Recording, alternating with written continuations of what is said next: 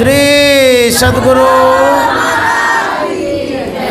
संत सेवी को बताया, संत में ही मर्म यह संत सेवी को बताया, संत में ही मर्म यह है धर्म यब तेरा सुजन, कर कर मैं और प्रभु पाएगा, है धर्म यब तेरा सुजन। श्री सद्गुरु महाराज प्रातः स्मरणीय अनंत श्री विभूषित परमाराध्य सद्गुरु महाराज गुरुदेव महर्षि संत सेवी परमहंस जी महाराज बरारी घाट के विशेष सत्संग प्रेमी महानुभावों, माता एवं बहनों, यह भागलपुर का बरारी घाट है। इस घाट में ठाठ से हम लोग सत्संग करते रहते हैं, बराबर करते हैं। तो आज जो हम लोग सत्संग कर रहे हैं, यह जो अजय कुमार राय जी हैं, उनका सुपुत्र का जन्मदिन है, जिसका नाम है अजित कुमार। अजित कुमार राय का जन्मदिन है। उसी जन्मदिन पर हम लोग सत्संग कर रहे हैं।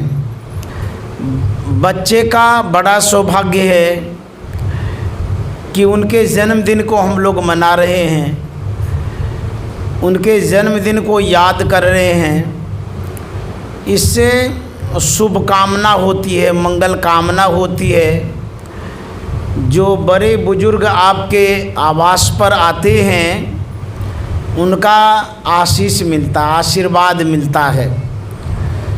तो सत्संग के माध्यम से बरारी के विशेष सत्संग प्रेमी यहाँ पर आए हुए हैं।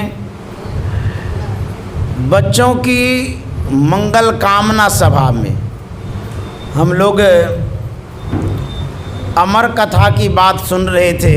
भोले बाबा अमर कथा कह रहे थे, माँ पार्वती सुन रही थी। सुनते सुनते वो सो गई।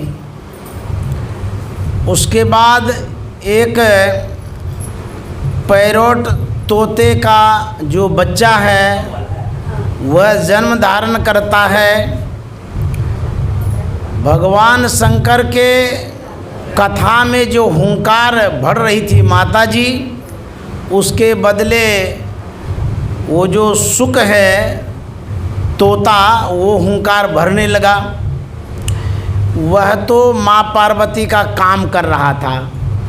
वो सो गई, कथा बंद ना हो इसलिए वो कथा में हुंकार भर रहा था। अपने सोच करके यही तो कर रहा था वो। लेकिन जब भोले बाबा को यह पता चला कि माँ पार्वती सोई हुई है, तो आवाज़ कहाँ से आ रही है। उन्हें यह पता चला कि कोई पक्षी, चिड़िया, तोता आवाज़ दे रहा है। मान लिया जाए अमर कथा भगवान शंकर कह रहे थे, चाहे वो जानवर सुने कि जगत के कोई जीव सुने। मेरा प्रश्न यही है कि उसको मारने के लिए क्यों गए। क्या कथा किसी व्यक्ति विशेष का होता है? जब अमर कथा है तो भगवान की कथा है, तो भगवान की जब कथा है तो कोई एक ही आदमी सुन सकता। तो भोले बाबा ने जो कथा कही थी, उस कथा को लोग कथा बना करके कहे हैं, बनाया गया कथा है। भोले बाबा जो कुछ कहेंगे उसको कोई सुनेगा तो उसका क्या प्राण हर लेगा, प्राण ले लेगा। भगवान की कथा है, सब कोई सुन सकता है। नर हो, नारी, हिंदू, मुसलमान, सिख, जैन, बौद्ध, सब। ज्ञान का मतलब होता है जिसमें सबका कल्याण हो, सबका हित निहित हो, प्राणी मात्र का। न हिंदू, न मुसलमान, न सिख, न जैन, बौद्ध, कोई नहीं। ज्ञान सब कोई प्राप्त कर सकते हैं। वेद का ज्ञान हो और उसमें छांट दिया जाए कि ये सुन सकता ये नहीं सुन सकता है। संत भेदभाव नहीं करते हैं, कोई भी ज्ञान कोई भेदभाव नहीं करता है। वेद में जो बातें हैं वो कल्याण के लिए है, लेकिन उसमें कुछ बातें जोड़ दी गई है। गुरु महाराज जब सत्संग कर रहे थे, एक कोई व्यक्ति आए, उन्होंने गुरु महाराज को रोक दिया, बोला कि आप सबको कहते हैं भजो ओम ओम, प्रभु नाम यही भजो ओम ओम में ही नाम यही, ये क्या आप कह रहे हैं? सब कहने का अधिकारी थोड़ो जो सबको कहते हैं ओम ओम कहो। वेद में तो सबको अधिकार नहीं दिया गया है, स्त्री शूद्र ओम नहीं कह सकते हैं। आप सबको ओम ओम कहवा रहे हैं, इसलिए आप नहीं कहिए। गुरु महाराज ने कहा था आप ठीक ही कहते हैं, सब कहने के अधिकारी नहीं है। जो गूंगा है वो कहने का अधिकारी नहीं है, लेकिन जिनके मुंह में आवाज़ है वो सब अधिकारी है। वो चुपे हो गए, मुंह बंदे हो गया उसका। अरे ओम कहने का अधिकारी फलाना है ढेकाना है, ये बात जिनने कहा होगा वो उनकी है, मेरी तो नहीं है। सब कोई ध्यान कर सकते हैं और सब कोई ओम कह सकते हैं, सब कोई वेद पढ़ सकते हैं, सब कोई श्मशान घाट जा सकते हैं। कहता है ना महिलाओं को नहीं जाना चाहिए, ये भी मानने योग्य बात नहीं है। अच्छा मान लिया जाए किसी के घर में कोई मर गया हो, कोई पुरुष वर्ग ना हो उठाने वाला लाश, क्या महिलाएं लाश उठा के श्मशान घाट में नहीं फेंकेगी, घरे में रखेगी? किसको बुला करके लाएगी? सब कोई उठा सकते हैं। होता है लड़की सब भी अब लाश को उठाती है। जो अपवाद है उस अपवाद को विवाद हम मानते हैं, और सब कोई ध्यान कर सकते हैं, सत्संग कर सकते हैं मर्यादा के अनुसार। जो मर्यादा किसी संप्रदाय में बनी हुई है उस मर्यादा के अनुसार सब कोई ध्यान भजन सत्संग कर सकते हैं। जहाँ मर्यादा का हनन हो, मर्यादा में कहीं दाग लगे, उसका ख्याल तो हम लोगों को ही रखना पड़ेगा। इसीलिए हम अपने बुद्धि विवेक से न माने कि यहाँ ऐसा है तो वहाँ वैसा है। तो गुरु महाराज ने इस बात को जरूर कहा है कि सब कोई ओम कह सकते हैं। एक बार गुरु महाराज के पास कोई व्यक्ति आए, उन्होंने कहा आप इस कुर्सी पर बैठे हुए हैं, इसके अधिकारी तो आप नहीं हैं। गुरु महाराज ने उनको जवाब दिया था, मैं इसलिए बैठा हूँ कि कुर्सी खाली थी, मैं बैठ गया। अब कुर्सी पर कोई बैठा रहता तो हम कहाँ से बैठते। लेकिन गुरु महाराज ने कहा जिनके पास ज्ञान है वही गुरु गद्दी का अधिकारी है। किसी को अधिकार दिया नहीं जाता है, यह स्वतः मिलती है। अधिकार मिल जाता है, आप कर्तव्य करेंगे, कर्म करेंगे, आपको अधिकार मिलेगा। आपके पास ज्ञान है, आपको वो गद्दी मिलेगी। कहीं स्थान विशेष की कोई बात नहीं कि यहीं के गद्दी मिलेंगे तब मोक्ष मिलेगा, ऐसी कोई बात नहीं है। एक बार भगवान श्री राम के समय की बात है, कुछ ब्राह्मण लोग अपना भोजन बना रहे थे, खुले मैदान में बना रहे थे। एक कुत्ता आया, उसी भोजनालय होकर के गुजरा। रसोइये को बड़ा बुरा लगा, जो जलती हुई लकड़ी थी चूल्हे से निकाला, उसी से कुत्ता को मारा। कुत्ता जल भी गया, बहुत दर्द उनको हुआ। वह भौंकते हुए भागते हुए भगवान श्री राम के पास पहुंच गया। उन्होंने कहा कि आपके राज्य में ये कौन सा अन्याय हो रहा है, सो देखिए। मेरा क्या अपराध था, मुझे जलती हुई लकड़ी से मारा है, मुझे इसका न्याय चाहिए। भगवान श्री राम ने देखा सही में जलती हुई लकड़ी से मारा, जल भी गया है, तो बोले ठीक है, तुमको सही सही न्याय मिलेगा। चलो कहाँ पर ये घटना घटी है। वह कुत्ता आगे आगे जा रहा था, भगवान श्री राम पीछे पीछे जा रहे थे। भोजनालय के पास जब पहुंचा तो देखा रसोइया भोजन बना रहे हैं। उनसे पूछा गया कि आपने कुत्ते को मारा है? बोले हाँ मारा है। भगवान श्री राम ने कहा क्यों मारा है? ये कुत्ते की क्या गलती हुई जो मार दिया आपने? बोला कि हम लोग भोजन बना रहे थे, इसी बीच हो करके चला गया। ये तो अशुद्ध होता है, हमारे पाकशाला को, भोजनालय को अपवित्र कर दिया, अशुद्ध कर दिया, इसीलिए मैंने मारा। भगवान श्री राम ने कहा ये तो जानवर है, अनभिज्ञ है, अबोध है, इसे क्या पता ये भोजनालय है कि क्या है नहीं है? जानवर क्या जानता है इस बात को? तुम तो विवेकशील प्राणी हो, ज्ञानवान प्राणी हो, तुम तो इस बात को जानते हो कि जानवर ये कुछ नहीं जानता है, कहीं भी चला जाता है, कहाँ शुद्ध है कहाँ अशुद्ध है इसको क्या पता। इसलिए कुत्ते की गलती नहीं है, गलती तुम्हारी है। तुमने विवेक के साथ काम नहीं लिया है, बुद्धि के साथ काम नहीं लिया है, इसलिए तुम्हें सजा मिलनी चाहिए।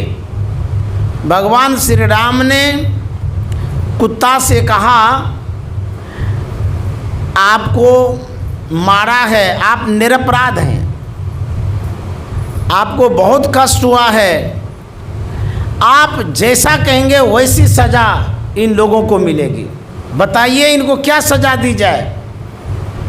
कुत्ता ने कहा प्रभु यदि मेरी माने, मेरे विचार को रखा जाए कि इनको सजा देने की बात जो कह रहे हैं, इनको कालिंजर का महंत बना दीजिए। भगवान श्री राम ने कहा ये तुम सजा दे रहा है कि तू इसको इनाम दे रहा है? बोले कि नहीं ये सजा है। बोले ये साधारण आदमी है, कालिंजर का महंत बना देंगे तो इसको तो बहुत कुछ मिल जाएगा। महंतगिरी के लिए कितनी लड़ाई होती है, गला घोट देते हैं, मारपीट होता है, लड़ाई होती है, खून खराबा होता है कि हमको गद्दी मिले तो हमको गद्दी मिले, और तुमको मारबो किया है फिर भी इसको महंतगिरी दे रहा है, ऐसा क्यों? कुत्ता कहता है मैं इसे महंतगिरी इसलिए दे रहा हूँ, मैं भी कालिंजर का महंत था, वहाँ जो चढ़ावा आता था उसका मैं दुरुपयोग करता था, सदुपयोग नहीं करता था, अनाप शनाप खर्चा करता था। 10 आदमी का वहाँ धन आता था, पैसा आता था, लोग श्रद्धा से चढ़ाया करते थे, भगवान के चरणों में समझ करके चढ़ाते थे, उसका मैं उपयोग गलत ढंग से करता था। भगवान तो लेते नहीं थे, सब हम ही लेते थे, सब मेरे ही जिम्मे होता था। वह जो मैंने दुरुपयोग किया, भगवान के स्थान में रह करके, महंत बन करके, जानते हैं उस अपराध का फल क्या मिला? भगवान श्री राम ने कहा क्या मिला? बोले वही अपराध जो मैंने किया, इस कारण से मैं कुत्ता बना हुआ हूँ। मैं चाहता हूँ कि ये भी कुत्ता बने, ये भी महंत बने, कालिंजर का महंत बनेगा, इनके यहाँ भी 17 तरह का धन आएगा, ये भी दुरुपयोग करेगा, उसी तरह से ये कुत्ता बनेगा और इसको भी जलती हुई लकड़ी से मारेगा, तब इसको पता चलेगा। वही कहते हैं लड़ते हैं व्यक्ति किसी भी चीज़ के लिए। गुरु महाराज ने कहा जितने मनुष्य तनधारी हैं प्रभु भक्ति कर सकते सभी, अंतर व बाहर भक्ति कर घटपट हटाना चाहिए। हम साधारण व्यक्ति भेदभाव करते हैं, इसको बताना चाहिए, इसको नहीं बताना चाहिए, ये अच्छा है तो ये बुरा है, ये हिंदू है तो ये मुसलमान है, ये इस जाति का, ये उस जाति का, भेदभाव करता है, वही कुत्ता बनता है। समझ गए? ये पद साधारण पद नहीं होता है।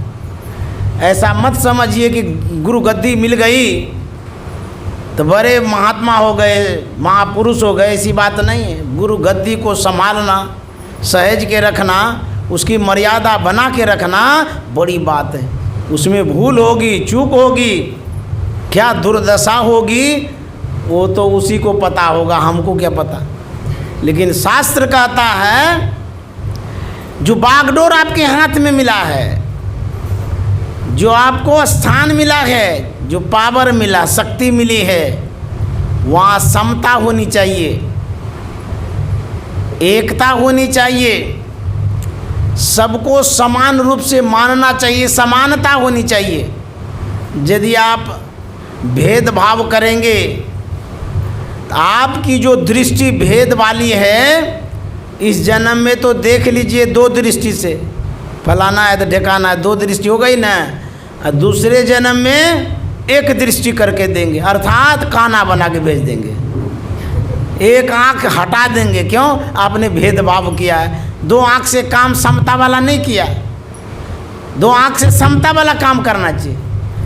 और यदि आप विषमता वाला काम किए तो एक आँख छांट देंगे, उसका शटर बंद कर देंगे, आधा खुला रखेंगे, जैसे खिड़की से नहीं ताकते हैं वैसे या एक आँख से ताकिएगा। अब काना बना के भेजेगा तो कैसा लगेगा शुद्ध की। अच्छा, यदि उस आँख में भी गड़बड़ी किया, एक आदमी काना भी गड़बड़ करता है, बड़ा बन जाता है, वो और जलनखोरी होता है, एक ही आँख है ना, वो और जलता है। उसके बाद भगवान क्या करते हैं, दोनों आँख का शटर बंद कर देते हैं। तो पूरे अंधे होकर के जाओ, देख के क्या करेगा तुम? देखबे मत करो। तुमको जो स्थान मिला, जो व्यवस्था मिली, जो संसाधन मिला, तुमने पूरा दुरुपयोग किया है, इसलिए दोनों आँख से तुम अंधे हो जाओ। कहीं कहीं देखे होंगे अंधा भी महंत होता है अरे हो जाता है, लोग मानते हैं, उसको बैठा देता है गद्दी पर। यदि आप भी वैसा टिप्पणी करेंगे, आपका भी फल वैसा होगा, सो देख लीजिए, बोलिए ही नहीं। हम क्यों बोल रहे हैं, कैसे बोल रहे हैं, क्या बोल रहे हैं, ये आपको पता भी नहीं चलेगा। समझ गए? अपने विवेक में जो आप अटाते हैं वो बात हम नहीं बोल रहे हैं। समझ गए? ऐसा न सोचिए कि किसी व्यक्ति विशेष पर आक्षेप कर रहे हैं। अब हम कहाँ बोल रहे हैं, क्या बोल रहे हैं, क्या समझा रहे हैं आपको, वो समझिए। तो यदि बात को नहीं समझ पाते हैं तो उल्टा पुल्टा हो जाता है, लेना का देना हो जाता है। यदि अंधा हो करके भी दोनों आँख से गड़बड़ करते हैं तो कैसे करते हैं? कान से सुन करके। यदि कान से सुन करके गड़बड़ किए तो कानों बंद कर देते हैं भगवान, न आँख न कान देते हैं, सिर्फ मनुष्य का शरीर देते हैं, नरक में जीवन हो जाता है। वैसा शरीर जिसको आँख नहीं हो, कान नहीं हो, कैसा लगेगा? हम लोग देखते रहते हैं तो अच्छा लगता है। और यदि आँख बंद हो जाए, उनसे पूछिए कैसा लगता है, कहता क्या लगेगा, कुछ तो देखते ही नहीं है।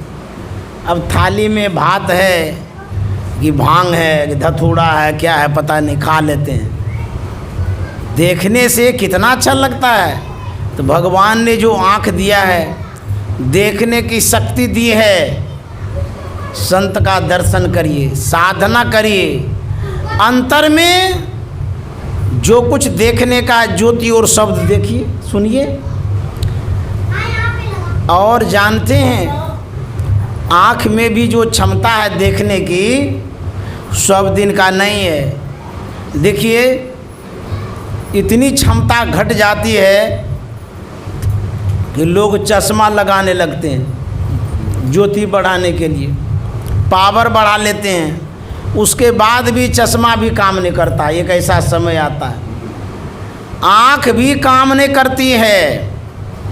वैसे व्यक्ति के पास आप जाइए, देखिए कैसा लगता है। हम लोगों को आँख है तो बेखबर हैं, हम लोग सुन पाते हैं तो बेखबर हैं, लेकिन सावधान रहिए। भगवान कहते हैं ये जो तुमको हमने साधन धाम दिया है, मनुष्य का शरीर दिया है, किस लिए? इस शरीर से भगवत भजन कर लीजिए। यदि भगवत भजन नहीं करेंगे फिर यह शरीर नहीं मिलेगा।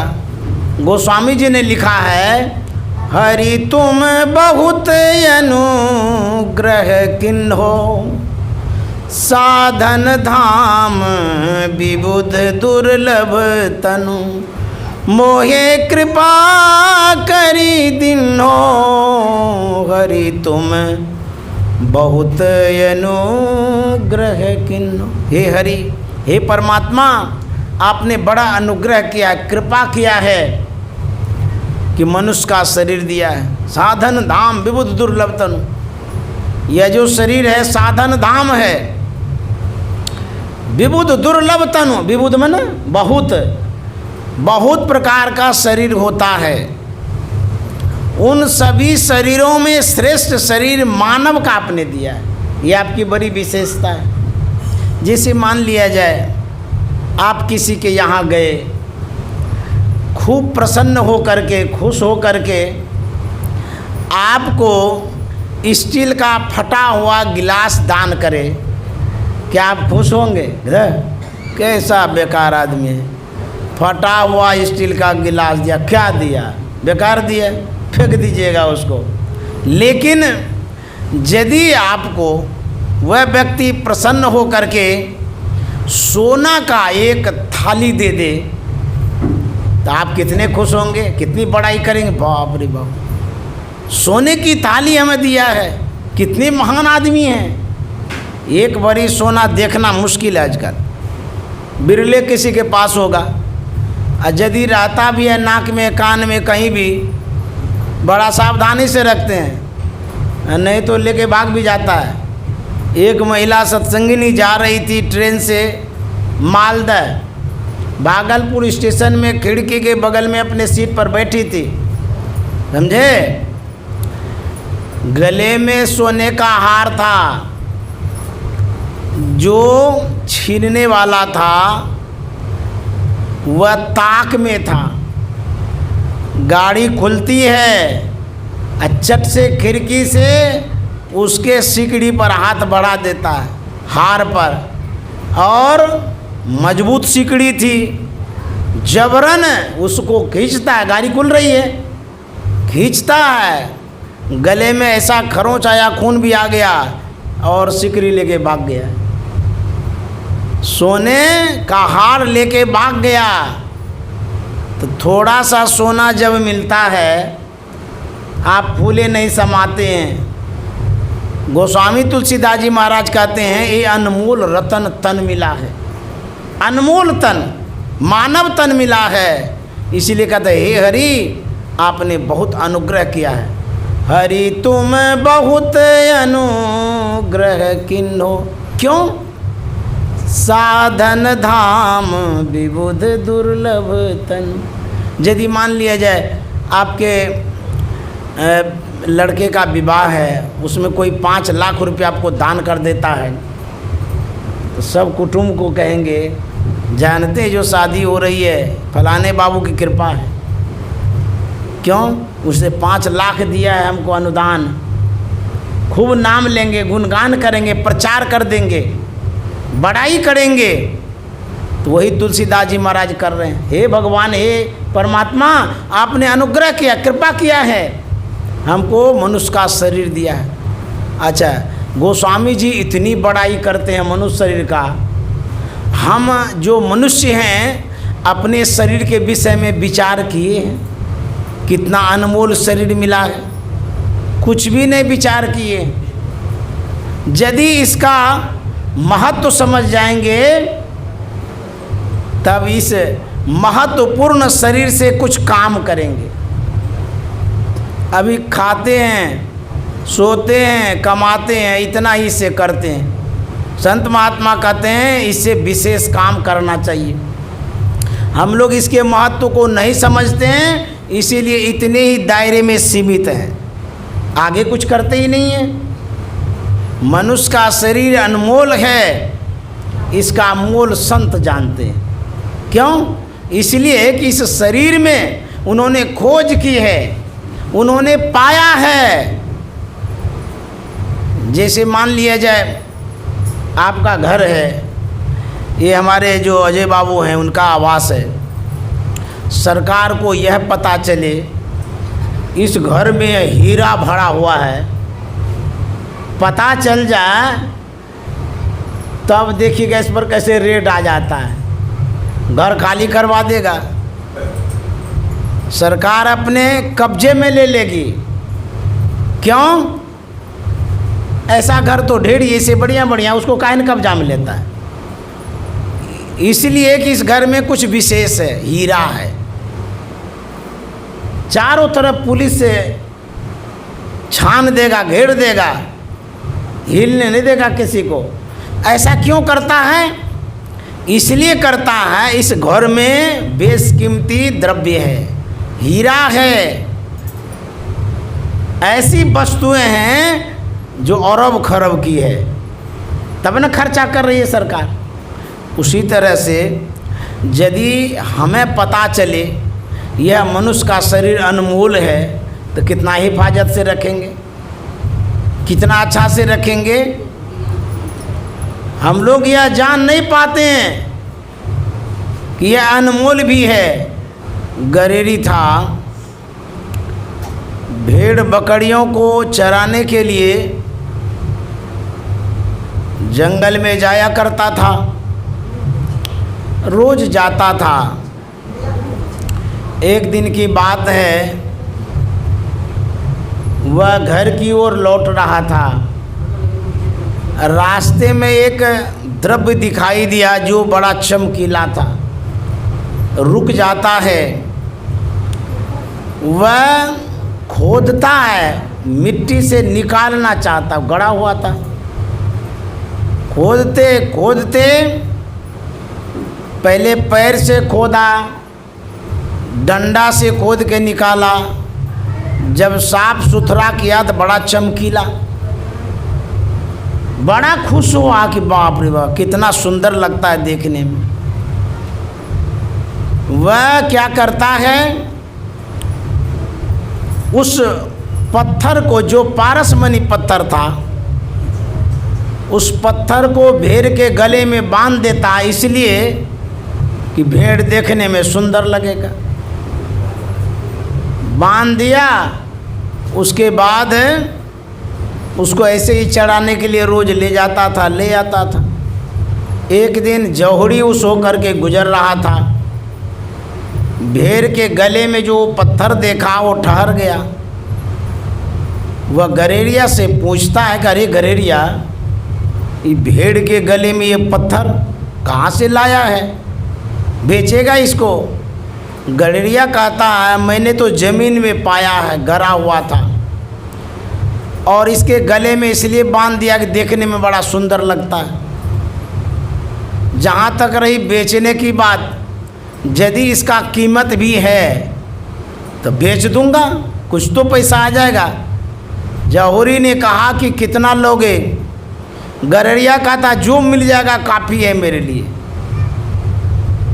जौहरी कम से कम कीमत लगा करके उस पत्थर को खरीदता है जो बेशकीमती पत्थर था, इसलिए कम कीमत लगाया, समझा गरेरिया बेवकूफ़ है, ठग लेते हैं, उसको ले लिया। देखिए, आप भले ही किसी को ठग लीजिए, कोई न कोई आपके अंदर में एक शक्ति है जो सत्य है, सही है, जिसको भगवान कहते हैं, आत्मा कहते हैं, परमात्मा कहते हैं, वो है, वो ठगता नहीं है। आपने ठगा है, किसको ठगा है? जिसमें परमात्मा है। आपके पास सीसीटीवी हो और जिसके पास आप चोरी करने जा रहे हैं उसका पास भी सीसीटीवी हो, अच्छा यदि आप चोरी करते हैं तो पकड़े नहीं जाएंगे? सीसीटीवी जब खंगालेंगे तो पकड़े तो जाएंगे। तो जिनके यहाँ चोरी करने गए हैं उसके यहाँ सीसीटीवी है, भले आपको पता नहीं है। लोगों को ठगते हैं, आप भले ठग रहे हैं लेकिन आप ही ठगा रहे हैं। कबीर आप ठगाइए और न ठगिए कोई, आप ठगे सुख उपजे और ठगे दुख होए। जिसको आप ठगने जा रहे हैं उसके पास परमात्मा है, ठगिए आप, सीसीटीवी है उसके पास। तो जौहरी ठग रहा था गडेरिया को, ठग तो लिया, कम कीमत लगा के ले लिया।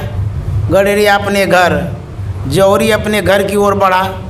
जा ही रहा था, हाथ में जो पारसमणि पत्थर था निहार रहा था। जाते जाते पैर लड़खड़ाया, पारसमणि पत्थर हाथ से गिरा और चूर चूर हो गया। उसी समय आकाशवाणी होती है, ए जौहरी जानते हो मैं क्यों चूर चूर हो गया? बोले कि क्यों चूर हो गए? बोले कि मुझे गडेरिया ने पाया, पैर से कुरेदा ये भी मैं सह लिया, डंडा से खोदा ये भी मैं सह गया। इतना मेरा अपमान हुआ कि भेड़ के गले में बांध दिया। देखिए, जो वस्तु या व्यक्ति जिस योग्य होता है उसका सम्मान वैसा करना चाहिए। यदि आप वैसा सम्मान नहीं करते हैं तो अपमान होता है। यदि आप व्यक्ति या वस्तु का अपमान करते हैं या आपके पास अकल नहीं है सम्मान करने का, उस वस्तु और व्यक्ति से लाभ भी नहीं ले सकते। जैसे मान लीजिए सोना है, बच्चे को दे दीजिए, वो क्या करेगा? मुंह में लेगा या थूकेगा या पैखाना में मिला देगा या खेलेगा। तो वस्तु का दुरुपयोग हुआ ना। उस सोने से जबकि कीमत अधिक है फिर भी वो बच्चा लाभ नहीं ले सकता है। क्यों? उसका वो सम्मान नहीं जानता है, सम्मान कर भी नहीं रहा है। तो जो जिसका सम्मान करता है उसी से उसको कुछ लाभ भी मिलता है। जो सम्मान नहीं करना जानता है उससे उसको लाभ नहीं मिल सकता है। आपके घर में जितनी वस्तुएं हैं कितना सहेज के रखते हैं, सुई से धागा तक, फटा पुराना कपड़ा भी समेट के रखते हैं, अलमीरा में रखते हैं। तब क्या होता है, एक दिन आप फिसल जाते हैं घर में, पूरा गंदा लग जाता है उस कपड़े में, कोई कपड़ा नज़र नहीं आता तो वही पुराना कपड़ा पटा हुआ चट से पहन लेते हैं। इज्जत ढका ना, आपका इज्जत बचाया ना। तो जिसका आपने सम्मान किया उसने आपका सम्मान किया ना। ऐसा होता है, तो किसी का अपमान नहीं करना चाहिए। इसी में एगो गुरुदेव की कथा बता देता हूँ। एक दिन गुरुदेव महर्षि संत सेवी जी महाराज दोपहर के समय विश्राम में थे। 1 से 2 विश्राम करते थे प्रायः। भोजनोपरांत 1 घंटा सब दिन रेस्ट लेते थे, सोते थे। 2 बजे उठ जाते थे, उसके तुरंत बाद 1 गिलास जल लेते थे। आजकल लोग जल लेना भी भूल गए हैं, या तो कोई ऐसा द्रव्य पी लेते हैं, कहता है कि वो तो पानी न है, लेकिन नहीं, वो पानी और नॉर्मल पानी में अंतर है। पानी पीना चाहिए नॉर्मल। अब बहुत आदमी वो कौन सा बोतल में मिलता है वो सब पी लेता है। तो गुरुदेव 1 गिलास लेते थे जल उठने के तुरंत बाद, क्योंकि भोजन करने के 1-1.5 घंटा बाद जल लेते थे। सीख लीजिए इस बात को, भोजन के 1 घंटा बाद जल लीजिए। तो उस दिन मैं आया सेवा में, गुरुदेव चौकी पर बैठे थे।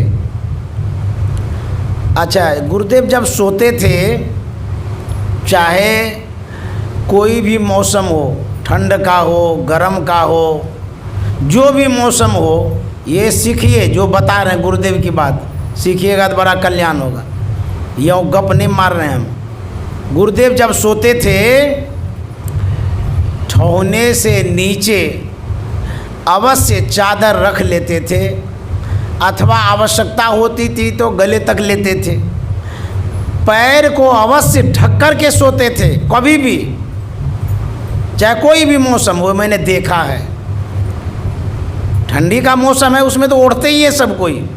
गर्मी के मौसम में भी जब सोते थे तो पैर ढक देते थे हम लोग, तब सोते थे। इससे क्या होता है, पैर जब गर्म होता है तो नींद अच्छी आती है।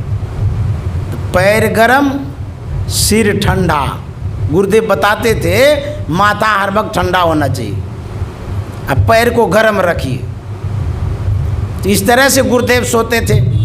तो उस दिन सो कर के उठे, शरीर पर जो चादर थी उसको बिस्तर पर ऐसे छोड़ दिए। मैं जल लेकर के आया, गुरुदेव के हाथ में जल दिया। गुरुदेव जल पीने लगे। मेरे मन में हुआ कि जब तक गुरुदेव जल पीते हैं, अच्छा जल कैसे पीते थे, धीरे धीरे पीते थे, ऐसे नहीं कि सीधे गटक जाते थे। ये भी सीख लीजिए, जल को पीते थे तो घुट घुट के पीते थे, तुरंत नहीं पी लेते थे। हम आप कर ही नहीं पाते ऐसा। क्यों ऐसा करते थे, हमारे गले में जो लार ग्रंथि है, जब भोजन करते हैं ना तो कंठ के पास इतना छोटा सा लुरलुरी उसको बोलते, लार ग्रंथि है, उससे रस निकलता है, शर्करा मिठास पदार्थ निकलता है। जब खाते हैं ना या पानी पीते हैं, उससे एकदम कम कम बूंद में निकलता है। वो करता क्या है, वो जो लाड़ है जितना निकलता है, भोजन या पानी को पचाने का काम करता है। अब देखिए, जो जितना सीधे खा जाते हैं उसमें लार कम मिलता है। इसीलिए शास्त्रों में भी है कि एक कौर को 32 बार चबाइए। लेकिन हम साधारण लोग ऐसे होते हैं कि जितना में 32 बार आप गिनेंगे उतना में एक थाली खा जाएंगे। गटक से खा जाते हैं, चटाक से बड़ा बड़ा कौर लेते हैं। भात को तो जितना मुंह में जगह नहीं उसको ठूसते हैं कि जल्दी भीतर चला जाए। हाँ, ऐसा बहुत लोग करते हैं। अरे बहुत आदमी को देखे हैं मुंह में भात इतना घुसाता है, वो हाथ से ठेलता है, ऐसे दाबता है कि जल्दी चला जाए भीतर। इससे क्या होता है, आप खा तो लेते हैं जल्दी, वो शर्करा मिठास पदार्थ कम मिलता है। कम मिलने के कारण पाचन क्रिया गड़बड़ आ जाती है। इसीलिए जितना आप चबाते हैं उतना सुपाच्य भोजन हो जाता है और उतनी मिठास आपको लगेगी। आप एक को रोटी खाइए, एक बार में निगलिए, पता भी नहीं चलेगा मीठा है कि तीता है। उसको 17 बार चबा के देखिए, लगेगा कि चीनी मिल गया इसमें। होता है ऐसा। तो गुरुदेव पानी पीते थे तो घुट घुट करके, खाना जब खाते थे धीरे धीरे चबा के खाते थे। थोड़ा सा लेते थे मुंह में, उसको चबाते रहते थे। देखो कहाँ समय है उतना चबाने का, इतना देर से खाएंगे, इतना में तो कितना काम कर लेंगे। काम कर लीजिए, कोई बात नहीं है। जब बीमार होइएगा ना, डॉक्टर जब खून चूसेगा ना, पैसा जब लेगा ना, तब कहिएगा कि समय है। अभी हॉस्पिटल में जब पड़े रहिएगा तब समय मिलेगा, अभी खाने के लिए समय नहीं है। सोने में भी समय नहीं रहता है, बहुत कम लोग सोता है, समझ गए। मैं कह रहा था गुरुदेव को पानी लेकर के आया। गुरुदेव पानी ले रहे थे, तब तक मेरे मन में हुआ चादर जो बिखड़ी हुई है इसको समेट के रख देते हैं। गुरुदेव बैठे थे, उनके सामने में ही चादर हम लिए, अब फटाक से चपोत दिए, चपोत के रख दिए। लेकिन पानी जब पिया हुआ हो गया तब गुरुदेव हमारे ऊपर बिगड़ गए। बोले, कहते हैं कि BA तक पढ़े लिखे हैं, आर्ट के छात्र हैं। आर्ट वाले छात्र कला के छात्र होते हैं, तुम्हारे अंदर में तो कोई कला नहीं है, क्या तुम पढ़ा है जी। तो मैं अवाक रह गया, गुरुदेव बिगड़ने क्यों लगे, हम तो चादर समेट के रख दिए, इसमें बिगड़ने की क्या बात है। तब कहते हैं ऐसे ही चादर समेटा जाता है, तुमको चादर भी समेटने का अकल नहीं है, क्या समेटता है चादर तुम। उसके बाद गुरुदेव उठे, चादर जो हम समेटे तो उसको फैला दिए।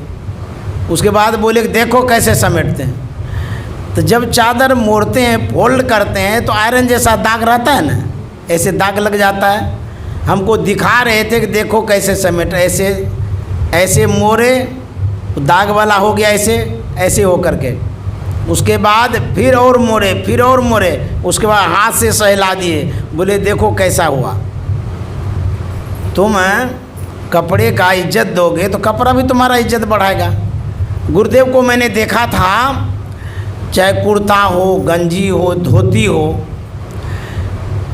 तो सहेज के रखते थे तकिया के नीचे। ऐसा क्यों करते थे? इसलिए करते थे कि तकिया के नीचे रखने से वो जब दबता है कपड़ा एकदम सीधा हो जाता है, आयरन जैसा हो जाता है। तो गुरुदेव के तकिया के नीचे भी कपड़ा रहता था, बड़ा सीधा एकदम दिखता था। हम आप जो साधारण हैं, जो नहीं जानते हैं, ऐसे मोड़ते हैं जैसे कूड़ा कबाड़ा हो, मोड़ मार करके धर देते हैं, कहीं भी घुसा देते हैं अलमीरा में, जैसे बोरा में कोई अनाज रखता हो। यदि उसी को सहेज के रखेंगे सुंदर लगेगा, देखने में अच्छा लगेगा।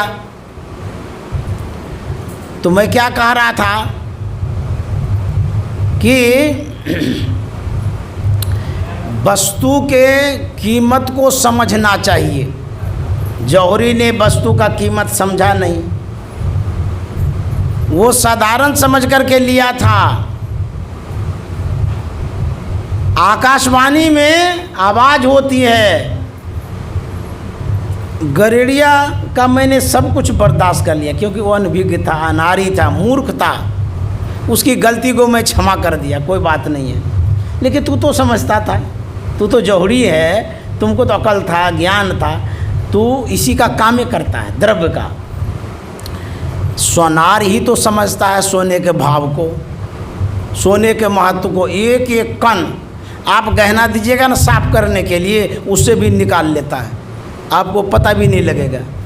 ऐसा झाड़ता है गहना को, वो कुछ न कुछ जितना वो साफ करता है उससे कई गुना वो काट लेता है। इतना चोरी करता है, पता नहीं लगने देगा, इतना सफाई कर देता है।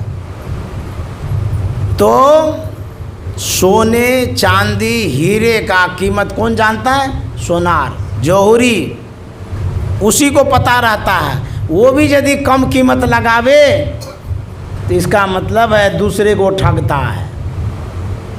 तो वही भगवान ने कहा, आकाशवाणी ने कहा, अरे जौहरी, तुमने जो इतना कम कीमत मुझे लगाया, इतना अपमान मेरा हुआ, मैं इसे बर्दाश्त नहीं कर सका, इसीलिए मैं चूर चूर हो गया।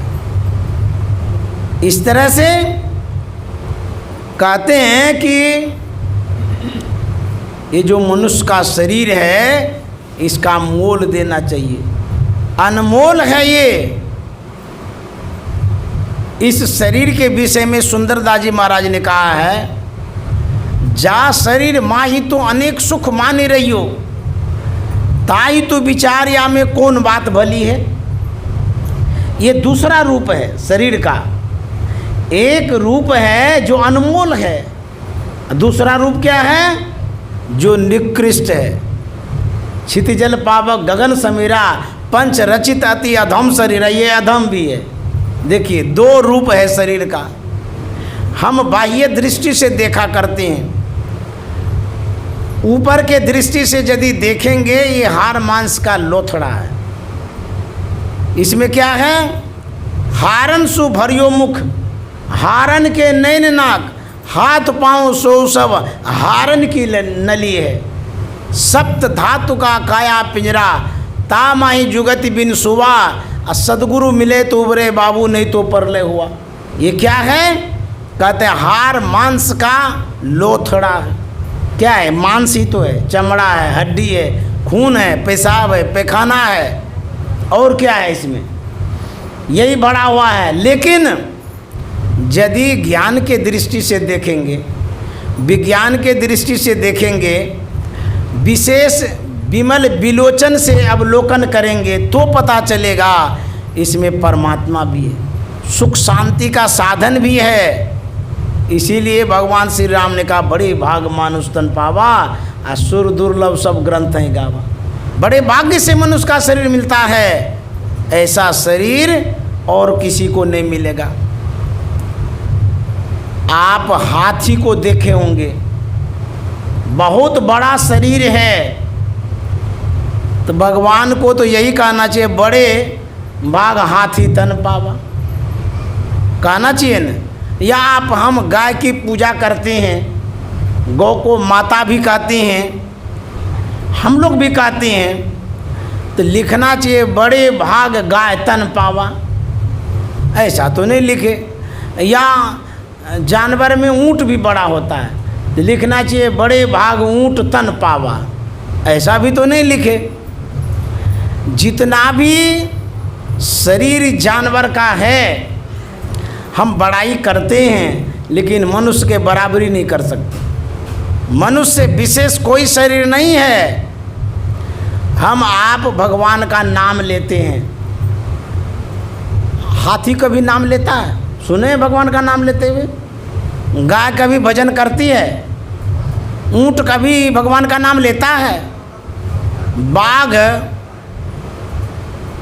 जंगल में सबसे मजबूत प्राणी है, वो कभी कीर्तन करता है?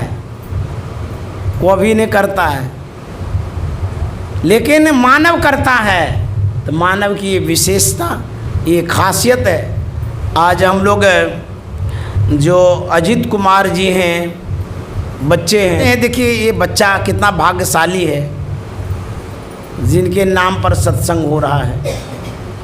आखिर वो तो जानता होगा, उनके परिवार लोग जो सत्संग करा रहे हैं, या तो बाद में भी ज़रूर कहेंगे कि यहाँ बाबा आए थे, तुम्हारे जन्मदिन पर सत्संग कराए थे, ज़रूर सुनेगा वो। उनके मन में होगा, अच्छा मेरे नाम से सत्संग कराए, मेरे जन्मदिन पर सत्संग कराए। यह जो संवाद वो सुनेगा, यह जो संदेश सुनेगा, वो बच्चा एकदम संस्कारी होगा। श्री सद्गुरु महाराज। किसी के नाम पर यदि आप शुभ काम करते हैं, वो शुभ कामना होती है, संस्कार होता है।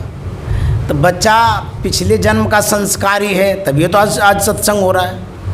पिछला जन्म में उन्होंने शुभ कर्म किया, अच्छा कर्म किया, भगवत भजन किया है, तब इस घर में आया है, इस परिवार में आया है। ऐसे ये जगह नहीं मिल जाती। भागलपुर में बीच शहर में साधारण आदमी ज़मीन नहीं खरीद सकता है, करोड़ों में बिकता है, सब कोई ले लेगा। जा कर के देखिए तो एक तो जगह नहीं है, जहाँ जगह भी है तो करोड़ों का कीमत है, तो सबको तो नहीं मिल सकता, सब कोई खरीद नहीं सकते हैं। ठीक उसी तरह से जिन कोख में ये जो अजित कुमार जी आए, जिस माँ के गर्भ में वो आए, उस माँ का कोख धन्य हो गया जो ऐसा पुत्र आ गया। क्योंकि वह कोख सबके लिए नहीं था, ऐसे उत्तम संस्कारी बच्चों के लिए था जो भगवान ने उस कोख में भेजा कि जाओ उस माँ के पास, वहीं तुम जन्म लो, वहीं से तुम्हारा कल्याण होगा, उद्धार होगा, तुम्हारा भाग्य खुलेगा। इसीलिए इस कोख में भेज दिया। तो माँ भी धन्य है, जो ज़मीन खरीद लेता है, खरीदने वाला भी धन्य हो जाता है। जो ज़मीन है वो ज़मीन भी धन्य है। जब 1 करोड़ का है तो धन्य नहीं होगा। तो जिस कोख में आया वो ज़मीन है, और जो आया वो ज़मींदार है। तो ये बड़ा सौभाग्य का बच्चा है। मैं उन्हें धन्यवाद देता हूँ, शुभकामना करता हूँ। वो खूब पढ़े बढ़े, इस संसार में नेक ईमानदार बने, खुश रहे, अपने जीवन को सत्संग और ध्यान रूपी सांचे में ढाले, जिससे उसका लोक और परलोक बनेगा। जिसने सत्संग कराया, उनके अभिभावक ने, उनके लिए भी शुभकामना मंगल कामना करते हैं, क्योंकि इनके ही विशेष प्रयास से ये सत्संग हो रहा है। बहुत पहले समय लिया गया, उसके बाद आज सत्संग हो रहा है। जानते हैं सत्संग हो जाना बहुत बड़ी बात है, नहीं तो क्षण क्षण में घटनाएं घटती रहती है, कुछ भी हो सकता है। एक क्षण में प्रलय हो जाता है। मैं कल किस स्थिति में था आप लोगों को कुछ भी पता नहीं है। हो सकता है मैं यहाँ नहीं भी आता। बोले ऐसा क्या हो गया? वो बताने की बात ही नहीं है। ऐसी घटनाएं घटती है एक क्षण में। हो सकता है दूसरे को बुलाते वो महात्मा नहीं आते। तो जो हम लोग अभी बैठ करके जिस तरह से मेरे वचनों का आप सुन रहे हैं, नहीं सुनते, थोड़ी निराशा होती कि क्या आप सकून हो गया कि बाबा भी नहीं आए। तो यदि सत्संग हो रहा है, बहुत बड़ी कृपा है गुरु महाराज की।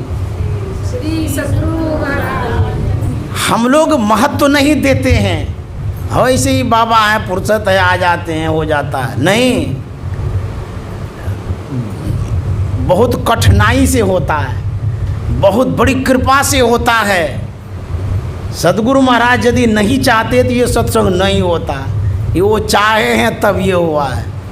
वो मुझे पता है, आप लोगों को पता नहीं है। मैं आज भी कहाँ था, क्या कर रहा था, किस स्थिति में था, ये भी पता नहीं है किसी को। मैं कैसे कैसे यहाँ आ गया उस समय कोई नहीं जानता है। कहेंगे समय पहले लिए थे तो कैसे नहीं आते। मैं इसीलिए तो आया कि समय लिए थे। लेकिन यदि मैं यहाँ आ गया हूँ, हमारे गुरु महाराज ने यहाँ भेजा है, नहीं तो नहीं आ सकते थे। लाख कोशिश करने के बाद भी ये सत्संग नहीं कर पाते, लेकिन हो रहा है। मैं बता रहा हूँ, गुरु महाराज ने भेजा है, उनकी बड़ी कृपा है जो मैं यहाँ तक आया, यहाँ तक बोल रहा हूँ। तो ये बड़ी कृपा है जो सत्संग कराए। बच्चे का भी सौभाग्य है जो उनके नाम से सत्संग हुआ। उनके दादा दादी को भी मैं प्रणाम करता हूँ, शुभकामना करता हूँ। और आप लोग जो यहाँ इतनी तादाद में आए, कितनी संख्या में आए हैं, तो आप लोगों को भी बहुत बहुत धन्यवाद देता हूँ। और जब मैं यहाँ सत्संग करने बराड़ी आता हूँ, बहुत संख्या में आप लोग आ जाते हैं। आप लोग इतने श्रद्धावान हैं, और क्यों नहीं होंगे। कुप्पा घाट के करीब में आपका घर है, वहाँ हॉर्स पावर है, वहाँ से पावर यहाँ तक कृपा रूपी पावर आते रहता है। इसीलिए आप लोग इतने अच्छे सत्संगी हैं, और सत्संग कराते भी हैं। सब कोई कराते हैं सत्संग, और अलग अलग महात्माओं को बुला करके कराते हैं। मुझे भी बहुत बार आप लोग बुलाते हैं। मैं आता भी हूँ, आता भी रहूँगा। जब तक गुरु महाराज भेजते रहेंगे तब तक आता रहूँगा। जिस दिन वो रास्ता छेक देंगे तो कैसे आएंगे। तो जब तक रास्ता क्लियर है, मैं आ रहा हूँ, आता रहूँगा, उसमें क्या है। और मेरी सांस जब तक चलेगी, शरीर जब तक काम करेगा, तब तक सत्संग सुनाता रहूँगा। जिस दिन लड़खड़ा जाऊँगा उस दिन तो आप अपने घर में रहिएगा, हम अपने जगह पर रहेंगे। श्री सद्गुरु महाराज की। आप लोगों को भी धन्यवाद देता हूँ। आप लोग भी खुश रहिए, सत्संग भजन करते रहिए। और अब मैं आरती को और बढ़ना चाहूँगा, क्योंकि समय तो हो गया। श्री सद्गुरु महाराज की।